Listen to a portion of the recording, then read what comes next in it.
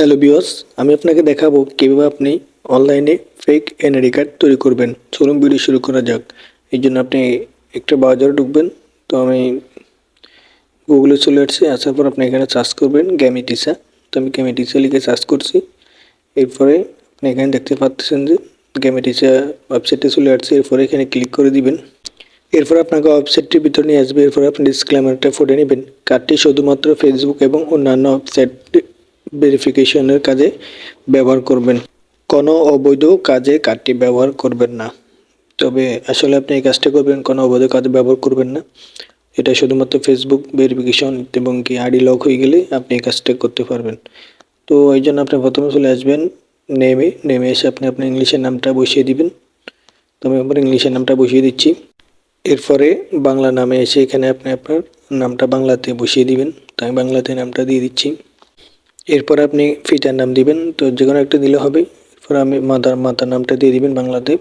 এরপর আপনি সিগনেচার ইংলিশে আপনার স্বাক্ষরটা বা আপনার নামটা দিয়ে দিবেন। এরপরে ডেট অফ বার্থে ক্লিক করে আপনি আপনার জন্মসালটা বসিয়ে দিবেন। এরপর আপনি একটা এনআইডি নাম্বার দিয়ে দিবেন। এরপরে আপনি জেলার নামটা বাংলা লিখে দিবেন। জেলার নাম লেখার পর উপজেলাটা বাংলা লিখে দিবেন। এরপর গ্রামের জায়গায় আপনার গ্রামটা বাংলা লিখে দিবেন। এরপর একটু নিচে চলে আসবেন, আসার পর ডাকঘরটা লিখে দিবেন।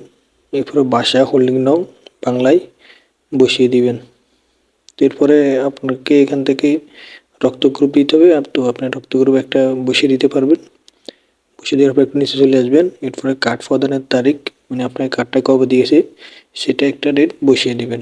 এরপরে এখানে ইমেজ চয়েস আছে, এখানে ক্লিক করবেন। ক্লিক করে আপনি ব্যাকগ্রাউন্ড রিমুভ পাসপোর্ট সাইজের একটা ছবি এখানে বসিয়ে দিবেন। তো কীভাবে ব্যাকগ্রাউন্ড রিমুভ করবেন, এই জন্য আমি ডিসক্রিপশন বক্সে একটা ভিডিও দিব, সেই ভিডিওটি দেখে আপনি ব্যাকগ্রাউন্ডটা রিমুভ করতে পারবেন। তো এরপরে আমি ভাষা হোল্ডিং নাম্বারটা বলে ইংলিশে দিয়ে দিছি, ইংলিশে দিলে হবে না, বাংলা দিতে হবে। তো এই জন্য আমি আবার বাংলাতে রিপ্লাই দিচ্ছি। তো দেওয়ার পর আপনি নিচে চলে আসবেন এবং এই সবগুলো একবার দেখবেন ঠিক আছে কিনা। এরপর আপনি ক্রিয়েট কার্ডে ক্লিক করবেন। তো আমি ক্রিয়েট কার্ডে ক্লিক করে দিছি। ক্লিক করে দেওয়ার সাথে সাথে আমার কার্ডটি চলে আসছে।